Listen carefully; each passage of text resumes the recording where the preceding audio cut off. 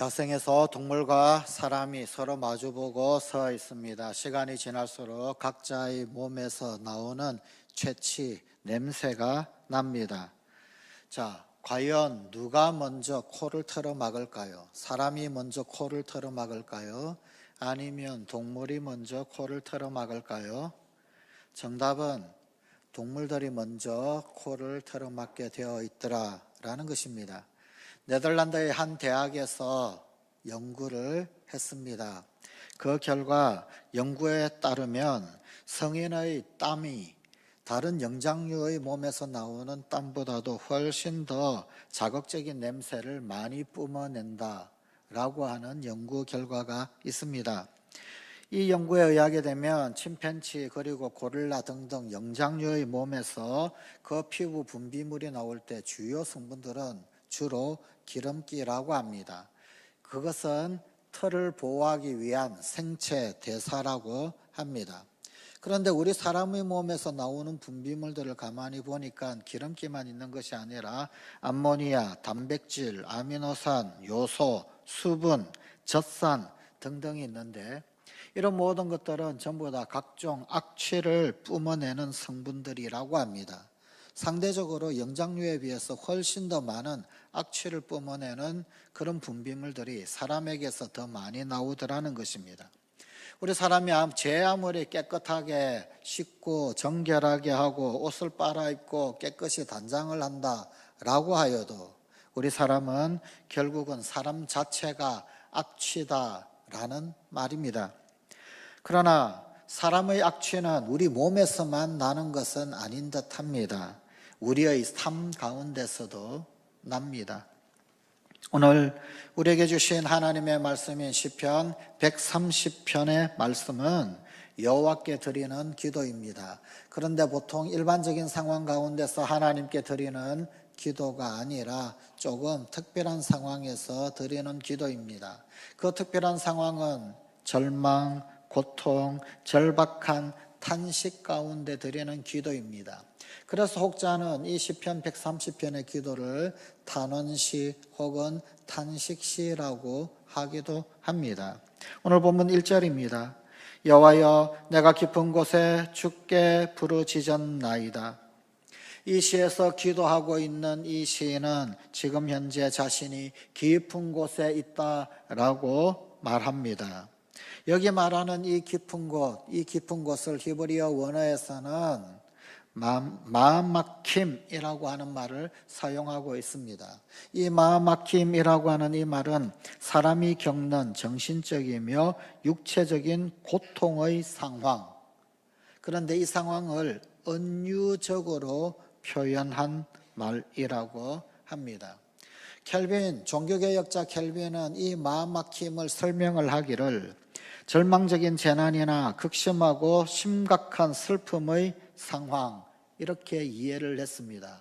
신학자 가운데서 클린턴 맥켄이라고 하는 분이 있는데 이 클린턴 맥켄은 바로 이 마음막힘을 인간의 삶을 파멸적 상황으로 몰아가는 혼돈의 힘 아래 놓인 처지라고 해석을 합니다. 또 다른 우리말로는 아마도 10년이라고 하는 말로 해석을 할 수 있을 것 같습니다. 하여간 이 마음막힘, 다시 말하면 사람이 겪는 정신적이고 육체적인 어떤 고통의 상황, 그것을 우리말로 딱히 번역할 길 없어 그저 깊은 곳, 이렇게 번역을 해 놓았습니다. 바로 지금 이 기도자가 처한 그 구체적인 상황, 어떤 상황인가 우리가 정확히 알 수는 없습니다. 그러나 분명한 것은 바로 그것은 의도하지 않았고 예상하지 못했던 전혀 이해할 수 없는 재난에 처한 상황이다 라고 하는 것은 알 수가 있습니다. 겪게 된 고통의 상황이 왜 그렇게 되었는지, 무슨 연유에서 이런 상황이 벌어지게 되었는지 혹 그것을 안다고 한다면, 또한 어떻게 된 것인지 그것이 납득이 된다라고 한다면 그러한 것은 마음막힘, 즉 여기 10년 혹은 깊은 곳의 상황이 아닙니다. 원인을 알 수 없고 그 이유를 알 수 없이 찾아온 고난, 바로 그러한 것들은 우리의 삶의 의욕을 전부 다 송두리째 앗아가 버립니다. 우리를 무기력하게 만듭니다. 절망 속에서 고통하게 합니다. 이런 깊은 곳, 바로 이런 막힘에서 사람은 온몸을 내건 몸부림을 칩니다. 가슴이 찢어지도록 애절히 탄식을 합니다. 오늘 본문 2절에서 시인은 바로 그런 자신의 탄식을 이렇게 시로 성화했습니다. 주여 내 소리를 들으시며 나의 부르짖는 소리에 귀를 기울이소서. 그런데 시인의 탄식은 그가 처해 있는 육체적이며 물리적인 고통의 환경 때문만은 또한 아닙니다.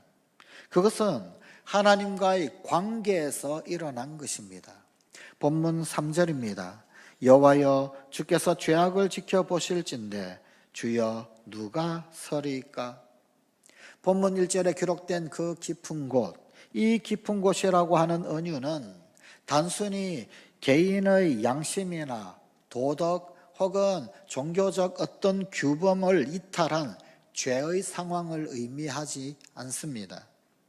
비록 시인이 죄악이라고 하는 단어를 오늘 본문 3절에서 그리고 또한 본문 8절에서 두 차례에 걸쳐서 인용을 하고 사용하고 있지만 그것은 오히려 극단적인 깊은 곳의 상황 속에 놓여 있는 이 시인의 실존적 고백에 더 가깝습니다. 그러면 깊은 곳의 이 상황을 발생시킨 외부적인 원인, 외부적 이유가 없다라고 한다면 그 연유는 자신밖에 없습니다. 자기의 죄로 인한 것이고 또한 그것은 자신이 받을 형벌이더라 라는 말이 됩니다. 이해가 되지 않고 불가항력적인 그 깊은 곳의 상황 속에서 우리 인간은 자신의 극한적 한계를 실토합니다. 또한 우리 인간은 유약할 수밖에 없구나 연약함을 실토하게 됩니다. 성경의 이야기에도 이런 깊은 곳에서의 절실한 육성이 있습니다. 사무엘하 18장 33절입니다. 왕의 마음이 심히 아파 문 위층으로 올라가서 우니라.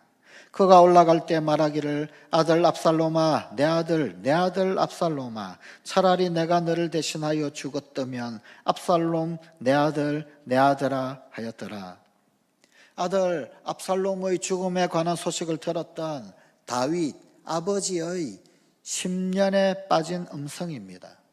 비록 있을 수 없는 일이었지만 아들이 그만 아버지를 모반하는 아들의 역모가 있었지만 그러나 그럼에도 불구하고 결코 원치 않았던 것은 그럼에도 아들의 죽음이었습니다.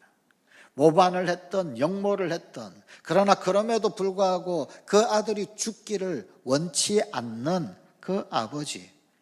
그런데 그만 그 원치 않았던 소식을 들었던 다윗은 깊은 곳, 마음 막힘의 상황에 놓이게 됩니다. 그리고 압살롬의 죽음을 자신의 책임, 자신의 죄 때문으로 받아들입니다. 그래서 통곡하는 것입니다. 오늘 본문의 시인이 겪는 그 고통은 깊은 곳의 상황을 스스로 모면하지 못하는 인간의 한계와 유약함입니다. 이해가 되지 않고 불가항력적으로 찾아오는 삶의 깊은 곳은 사실 우리 인간의 통제 저 너머에 있습니다. 우리 인간의 통제 바깥에 있는 영역입니다. 어떻게 할 수가 없습니다. 그렇기에 그것은 하나님의 주권 영역이며 하나님의 주권 앞에 인간은 갸냘프고 흔들리는 촛불과도 같습니다. 하나님이 당신의 자녀를 깊은 곳으로 이끄실 때 과연 도대체 어느 누가 버틸 수가 있겠습니까? 욥은 고통 속에서 이런 탄식을 했습니다. 욥기 6장 4절입니다. 전능자의 화살이 내게 박힘에 나의 영이 그 독을 마셨으니 하나님의 두려움이 나를 엄습하여 치는구나. 하나님의 두려움이 나를 엄습하여 친다. 인간에게 삶의 깊은 곳은 여호와의 심판입니다. 욥기 9장 19절입니다. 힘으로 말하면 그가 강하시고 심판으로 말하면 누가 그를 소환하겠느냐. 오늘 본문 3절도 기도하고 있는 이 시인이 피할 수 없는 절망 속에 갇혀 있음을 고스란히 드러내 보여줍니다. 여호와여, 주께서 죄악을 지켜보실진대 주여 누가 서리이까. 우리는 불가항력적인 고통 속에서 절망합니다. 성경은 우리를 향해 죄인이라고 말씀합니다. 그러나 그것은 우리를 향한 타인의 판단이 아닙니다. 그것은 원인 없이 찾아온 삶의 환난 속에서 내뱉게 되는 삶의 고백입니다. 우리는 그 누가 그것은 당신 때문이야 라고 하지 않아도 스스로에게 책임을 묻습니다. 마치 압살롬의 죽음에 대해 아버지 다윗이 통곡했던 것처럼 말입니다. 오래전에 개봉되었던 영화 말아톤이라고 하는 영화가 있습니다. 그 이야기입니다. 자폐 아들을 둔 부모가 있었습니다. 부모는 이 아들을 두고 그 어디로 떠날 수도 없었습니다. 늘 같이 있어야만 했습니다. 평생을. 그런 아들이 곧잘 하는 것이 달리기입니다. 달리기를 할 때는 이 자폐 아들 얼굴에 웃음이 만연합니다. 아들은 쉬지 않고 달립니다. 엄마는 아들과 함께 달립니다. 아들은 이제 급기야 마라톤을 하게 됩니다. 마라톤은 이 엄마가 어떻게 가르쳐 줄 수가 없었습니다. 따라 나설 수도 없고 함께 뛰어줄 수도 없었습니다. 코치를 구합니다. 어렵게 구했습니다. 그래서 아들을 지도합니다. 그런데 이 아이는 코치가 지도하는 대로 잘 따라주지를 않습니다.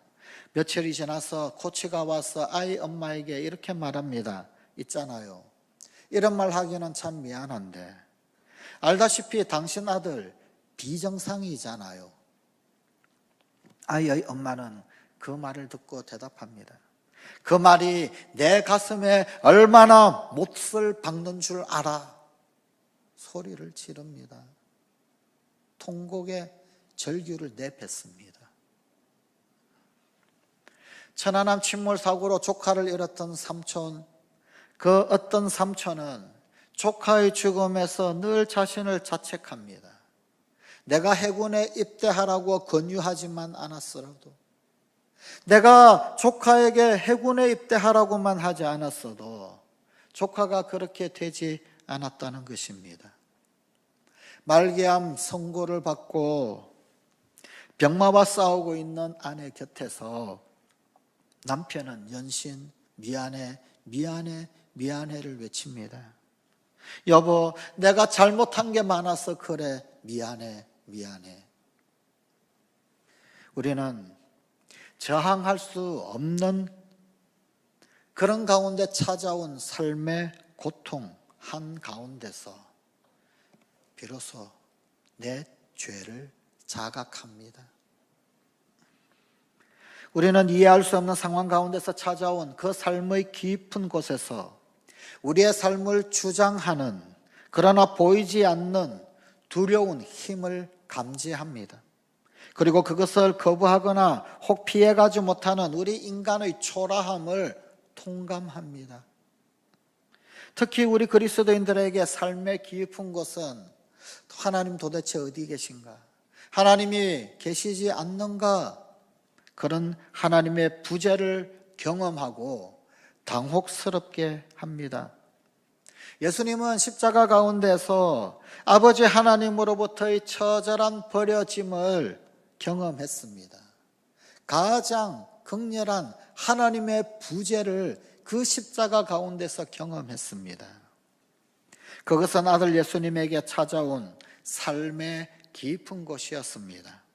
거기서 예수님께서 아버지께 부르짖었던 탄식은 나의 하나님, 어찌하여 나를 버리셨나이까? 라는 절규였습니다. 우리는 삶의 순간마다 불가항력적으로 찾아오는 그 깊은 삶의 깊은 함정에 내동댕이 쳐집니다. 그리고 그곳에서 처절한 고독을 만납니다. 하나님의 임재조차도 느껴지지 않는 그 고독은 우리를 의심 가운데, 불안 가운데, 우리를 공포와 두려움 가운데로 내몹니다. 삶의 깊은 혼동 속에 그저 내동댕이 쳐버립니다. 우리는 절망 속에서 삶에 대한 의지를 잃어버립니다. 그러나 하나님은 이 깊은 곳에서 통곡하고 있는 시인의 절망, 그 한가운데 계셨습니다. 본문의 시인은 그의 삶을 뿌리에서부터 송두리째 뒤흔들며 찾아오시는 하나님이 두렵기만 합니다. 그러나 한 가지 놀라운 것은 시인이 그 두려운 심판자를 오히려 간절히 소망하며 더욱 기다리더라 라는 점입니다. 그 기다림은 파수꾼이 기다림보다 더 간절한 기다림입니다. 오늘 본문 5절 6절입니다. 나 곧 내 영혼은 여호와를 기다리며 나는 주의 말씀을 바라는도다. 파수꾼이 아침을 기다림보다 내 영혼이 주를 더 기다리나니 참으로 파수꾼이 아침을 기다림보다 더하도다. 파수꾼은 전혀 한눈을 팔지 않고 밤을 지키며 경계하며 보존하는 사람입니다.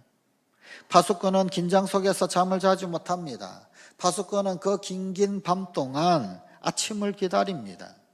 날이 밝아오는 아침, 그 아침은 그들에게는 적과 도적의 위험이 끝나는 시간입니다. 뿐만 아니라 극한 긴장이 다 끝이 나고 평안이 찾아오는 시간입니다.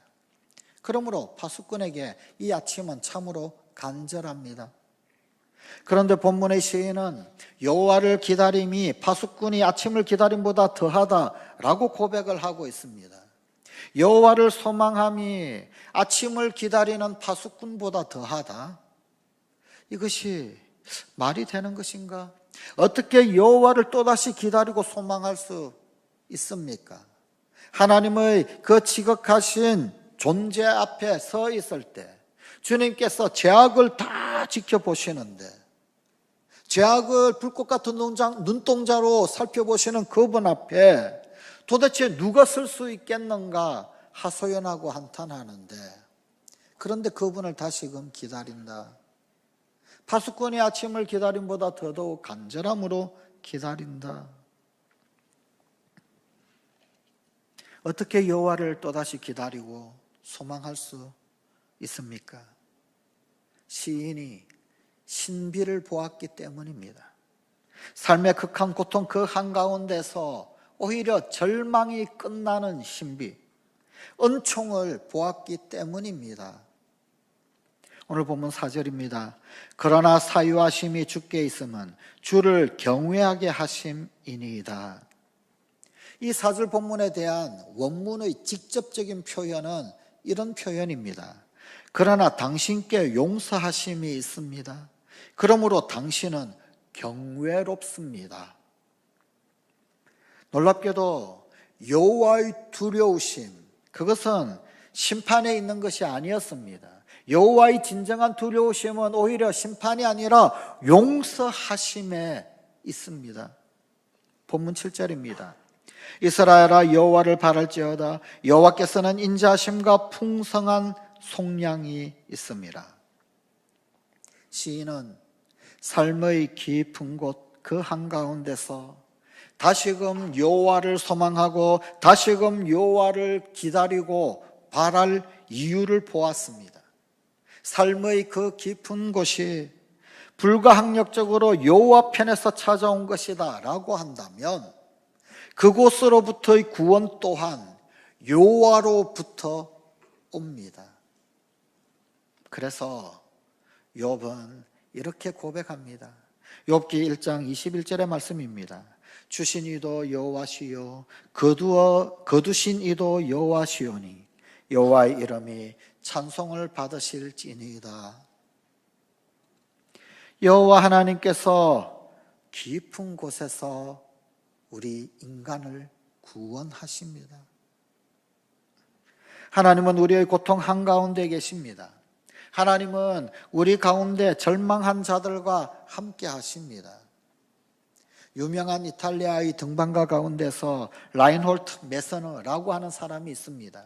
이 라인홀트 메서너가 1986년에 해발 8,000m 이상이 되는 산봉우리 14개, 14좌를 완등을 했습니다. 모두 정복했습니다. 그런 사람, 그런 그가 깨달은 신비가 있습니다. 고도 7,500m가 넘어가게 되면 산소 부족이 극심해진다고 합니다. 그래서 인체는 한계를 느끼고 일반적인 사람 같은 경우에는 버틸 수 없는 그런 수준이 되고 만다고 합니다. 그런데 바로 그 한계의 깊은 곳, 그 한계의 절대적인 그곳, 그런데 그곳에서 신비가 쉬고 그는 회수를 합니다. 죽음의 지대라고 불리우는 바로 이곳 가운데서 메서너는 오히려 불안에서 해방되는 것을 느꼈다고 합니다. 오히려 그 죽음의 지대라고 불리는 곳에서 더 고향감을 느끼게 되었더라. 심지어 존재의 차원이 아주 확장되는 그런 경험을 거기에서 할 수 있었다라고 고백합니다. 사실 이전에 그는 난가파르바트 등반에서 자기의 사랑하는 동생을 잃었던 적이 있었습니다. 그런데 그 동생을 잃었던 그 경험, 그 일에 대한 회한, 자책,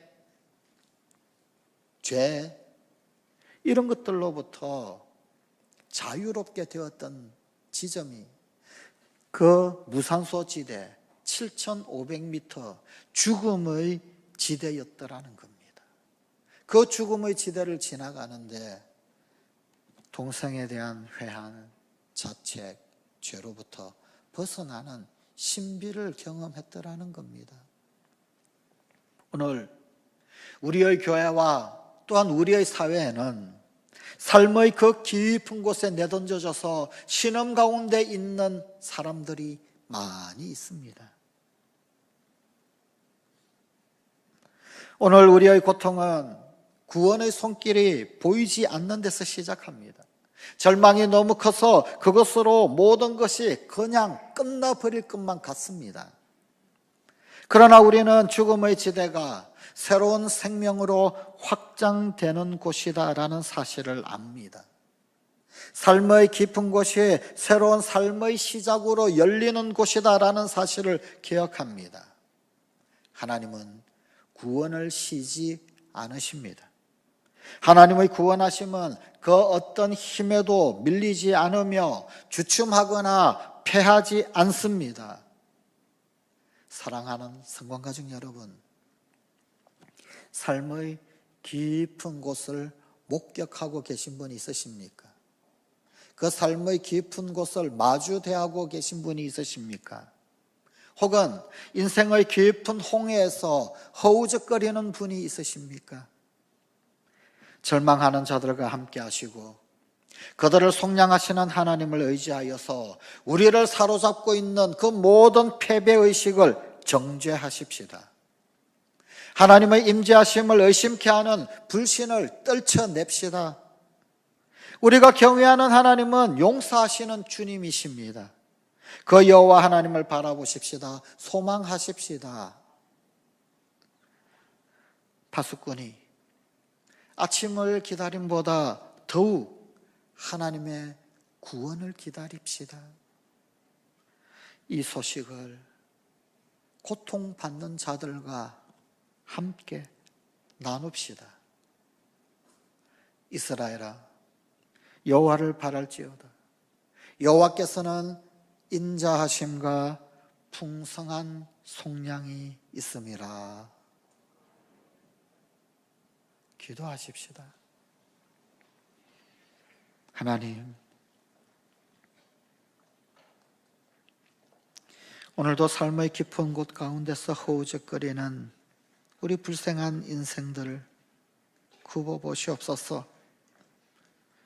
그 삶의 깊은 곳은 절망에 막다른 곳이며 끝장인 곳이 아니라 오히려 여호와께서 인자심과 풍성한 속량을 드러낼 곳임을 믿습니다. 그러기에 오늘도 그 깊은 곳에서 우리 주님 바라봅니다. 하나님을 기대합니다. 파수꾼이 아침을 기다림보다 더 간절함으로 주님을 기다립니다. 주님, 오늘도 우리 주님 바라보며 소망 가운데 거하기를 소원합니다. 붙들어 주시옵소서. 건져내시옵소서. 소리를 들으시고 부르짖는 그 소리에 귀를 기울여 주시옵소서. 오늘도 건져내시는 주의 선하신 도우심의 은혜 우리 가운데 보여 알게 하시옵소서. 우리 주 예수님 이름으로 기도드리옵나이다. 아멘.